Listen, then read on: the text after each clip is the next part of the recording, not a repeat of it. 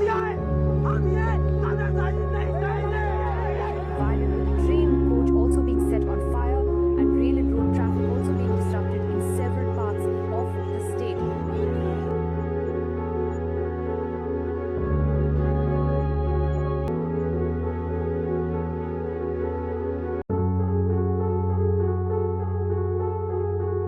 कुछ चुनिंदा हमारे ही ये बच्चे हैं, किसी बाहर के बच्चे नहीं हैं। तो हेलो एवरीवन, आज के इस इंपॉर्टेंट वीडियो में हम बात करने वाले हैं अग्निपथ योजना के बारे में और हम जानेंगे कि अग्निपथ योजना है क्या, आखिर इसका विरोध क्यों हो रहा है, विरोध के बाद डिफेंस मिनिस्ट्री और होम मिनिस्ट्री से रिप्लाई आया, क्या नोटिफिकेशन जारी हुआ, जानेंगे आज के इस वीडियो में। तो वीडियो के एंड तक बने रहना। जैसा कि आपने देख लिया या सुन लिया होगा कि इंडियन आर्म फोर्स की तैयारी करने वाले जो युवा है वो अग्निपथ योजना को लेकर विरोध कर रहे हैं, जैसे की हिमाचल प्रदेश, हरियाणा, राजस्थान, बिहार, दिल्ली, झारखंड और भी कई जगहों पे। तो हम पहले बात करने की अग्निपथ योजना है क्या। 14 जून 2022 को डिफेंस मिनिस्ट्री की तरफ से एक योजना को जनता के सामने लाया गया। हमारे देश के डिफेंस मिनिस्टर राजनाथ सिंह जी और इंडियन आर्म फोर्स के तीनों चीफ मौजूद थे जब इस योजना को जनता के सामने लाया गया। ये योजना था अग्निपथ योजना, यानी कि अब से जो जितनी भी भर्तियां होंगी इंडियन आर्म फोर्स में वो इस योजना के तहत होगी। इस मॉडल में कहा गया था कि इंडियन आर्म फोर्स की सेवा काल 4 साल की होगी। 4 साल बाद 75% जो अग्निवीर जवान है उसको रिटायर कर दिया जाएगा। बाकी की जो 25% अग्निवीर जवान है बचे हैं उनको देश में और सेवा करने का मौका दिया जाएगा उनकी काबिलियत के हिसाब से। अग्निपथ योजना में जो इंडियन आर्म फोर्स की एज की लिमिट थी वो थी 17 साल से लेकर 21 साल तक। अग्निपथ योजना में जो जवान हैं उनकी मंथली सैलरी 30 से लेकर 40,000 तक होगी। जब जवान अपना पहला साल पूरा करेगा उसे सालाना पैकेज के रूप में 4,76,000 रुपए मिलेगा। वहीं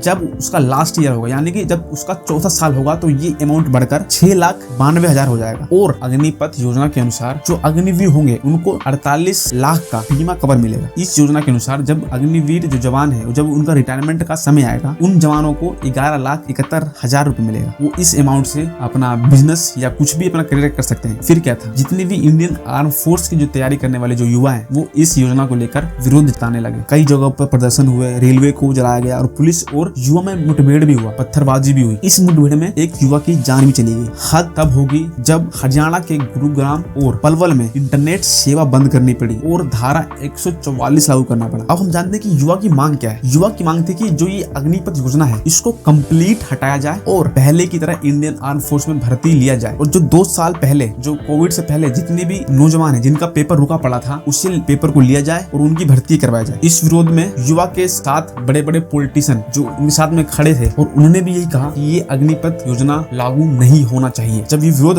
बढ़ने लगा इसके बाद डिफेंस मिनिस्ट्री और होम मिनिस्ट्री की तरफ से कुछ नोटिफिकेशन जारी किया गया। इस अग्निपथ योजना की जो एज लिमिट थी वो 21 साल थी, जैसा कि मैंने पहले बताया। उसके बाद विरोध के बाद इसे 23 कर दिया गया। होम मिनिस्ट्री की तरफ से भी कुछ नोटिफिकेशन जारी किया गया ट्विटर के माध्यम से, आप देख सकते हैं। इस ट्विटर में लिखा गया था कि अग्निपथ योजना के द्वारा जो अग्निवीर जवान बनकर निकलेंगे उन्हें 10% का आरक्षण मिलेगा CAPF और असम राइफल में, और उन अग्निवीरों को 3 साल की छूट मिलेगी। इसके बाद डिफेंस मिनिस्ट्री की तरफ से भी एक नोटिफिकेशन जारी किया गया ट्विटर के माध्यम से, जैसा कि आप देख सकते हैं। उन्होंने भी ये बताया कि 10% आरक्षण मिलेगा कोस्ट गार्ड और डिफेंस PSU में अग्निवीरों को और 2 साल का छूट मिलेगा। उसके बाद और कुछ भी एजुकेशन को लेकर नोटिफिकेशन जारी हुए, जैसा कि आप वीडियो में सुन सकते हैं। हमारे डिफेंस मिनिस्टर राजनाथ सिंह जी ने कहा कि जो युवा 10वीं पास करने के बाद अग्निपथ योजना के द्वारा इंडियन आर्म फोर्स में भर्ती होता है उसे हम 4 साल बाद 12th पास का सर्टिफिकेट देंगे। जो युवा 12वीं पास करने के बाद इंडियन आर्म फोर्स में अग्निपथ योजना के द्वारा भर्ती लेता है उसे हम ग्रेजुएशन का सर्टिफिकेट देंगे इग्नू के द्वारा। उन्होंने ये कहा कि रिटायरमेंट के बाद उन अग्निवीर जवानों को और भी अपॉर्चुनिटी मिलेगी, जैसे कि वो स्टेट पुलिस में भर्ती ले सकते हैं और पब्लिक सेक्टर में भी अग्निवीरों को जॉब की अपॉर्चुनिटी मिलेगी, जैसे कि public sector, bank, insurance company और भी बहुत सारे। मेरी राय में यह है कि अगर अग्निपथ मॉडल आपके लिए सही नहीं है तो आपको विरोध करने का राइट है, बट आपको पब्लिक प्रॉपर्टी को नुकसान पहुंचाने का आपको अधिकार नहीं है। आप प्रोटेस्ट करना किसानों से सीख सकते हैं कि उन्होंने इतने